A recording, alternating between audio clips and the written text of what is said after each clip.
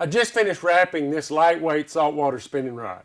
It's time to put the finishing touch on this rod, which is applying the FlexCoat rod wrapping finish to the wrappings. I'd like to show you how we do it. We're going to use this FM200 finish application machine, which features a 200 RPM motor with a slip clutch, a self-adjusting chuck, 4 roller supports, an application tray with a steady rest. Let's get this project finished. Now we're going to measure and mix finish to finish this rod up. We're going to use our 1cc pumps to measure equal portions. Then we're going to mix our finish thoroughly. If you're not familiar with how to properly measure and mix FlexCoat rod wrapping finish, which is really important, check out our video on flexcoat.com or on YouTube called Mixing Rod Finish, How We Do It. Next, we got to pour this finish out on aluminum foil, which will double or triple the pot life of the finish over leaving it in the mixing cups, and also will help release bubbles mixed in the finish during the mixing process. Some rod builders wrap the tip of their rod, but I don't wrap the tip of my rod. I just build a little ramp out of epoxy on the blank that ramps up on there just to make a smooth transition from the blank up to the tip top. Okay, and I always start on the tip of the rod applying the finish, and I work my way to the butt. You know, at this fast 200 RPMs, it's real easy to get nice straight edges. Now, I'm doing what you call a primer coat, which is my first coat. And most rods that I build are lightweight rods. You get your best finish with 2 coats. A lot of times when I build rods, it's late at night and I'm gonna go fishing the next day and I want to use that rod.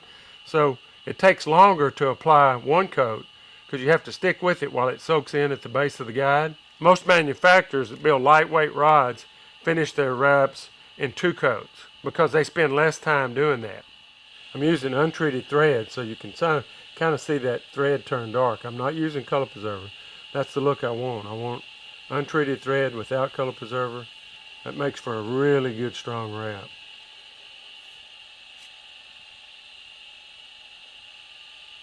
You know, using the slip clutch makes it possible for me to stop the rod and apply finish underneath that little hook keeper. Okay, now after I apply the finish, I'd like to go back and help that finish soak in. I'm in a hurry, so I want that finish to soak in a hurry. So, and I hold this little heat gun down low because I don't want to stir up a bunch of dust.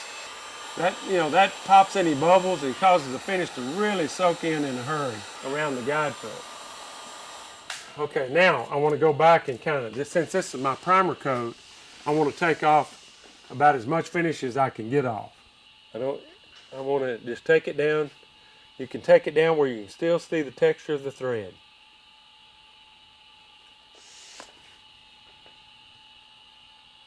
It won't soak in. I've already heated it up. It's soaked in really quick. And now I'm taking it off about as much finish as I can get off. You know that if you rotate your brush, you usually find a way that it kind of works like a little squeegee. You need to apply enough finish right at on top of the guide feet so that little triangle caused by the thread, the guide foot, and the blank fills in with epoxy. And once it fills in, then you come back.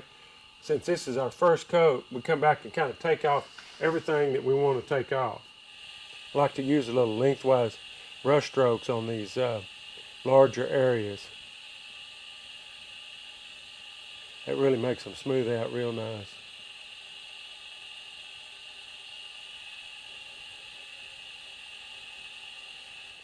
Sometimes you have a little too much finish run out at the base of this guide because of the capillary action of that finish soaking into the thread and running down that tunnel. So I'll take a little piece of paper, just rake a little bit of that finish out of there because it won't come out of there.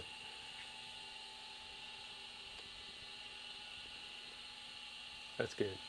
I've got my fish tags. I'm going to finish those on the last coat, the final second coat. Now we're going to let this thing cure on a slow motor, 6 RPM for 2.5 hours.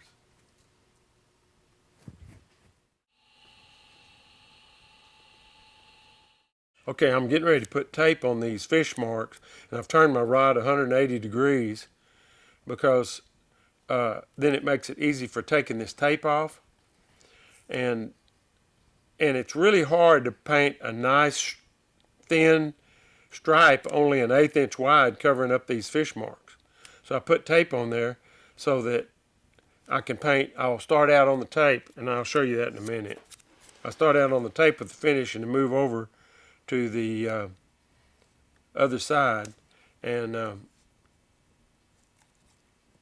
okay, get it on there good and tight so that finish doesn't soak in underneath there.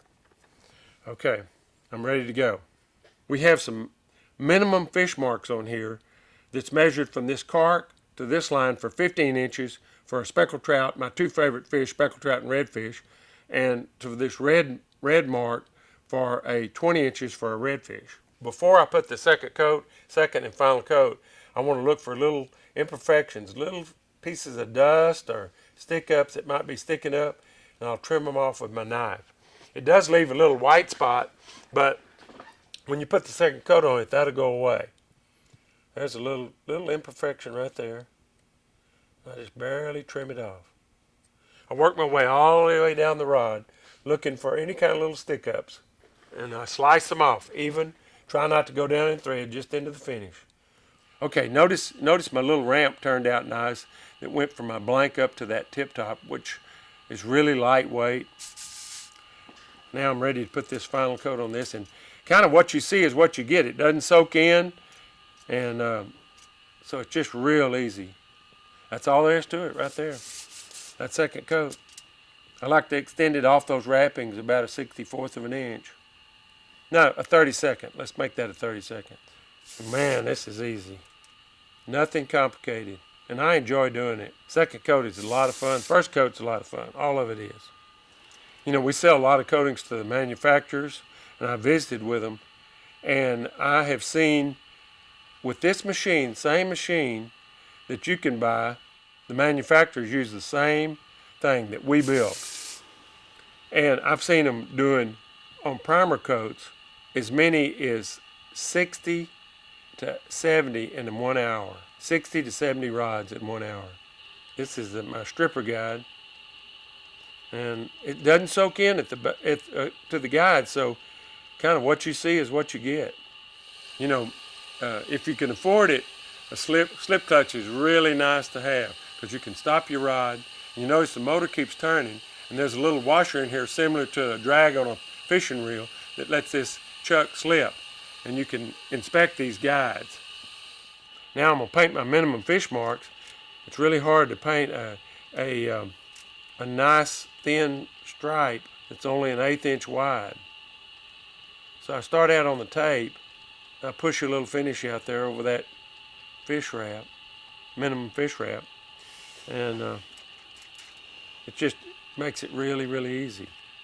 I like to get some finish on this so I got something to work with. Kind of rotate that brush, and it'll kind of make the finish go the direction you want it to go.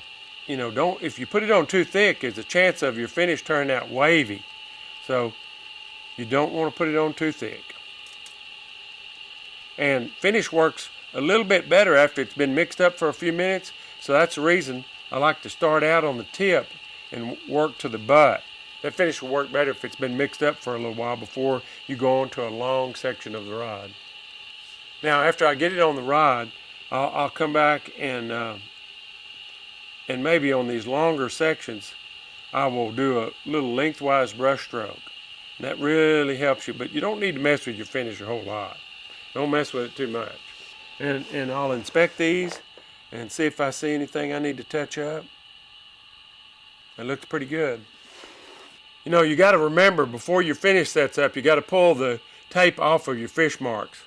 And that tape makes it easy to get really good straight edges on both sides, only an 1/8 inch wide of those fish marks. Okay, now this rod, I'll put this rod up here and let it turn for another 2.5 hours and it'll be finished. I could fish with this rod tomorrow, but it would be a little bit tougher at about 48 hours.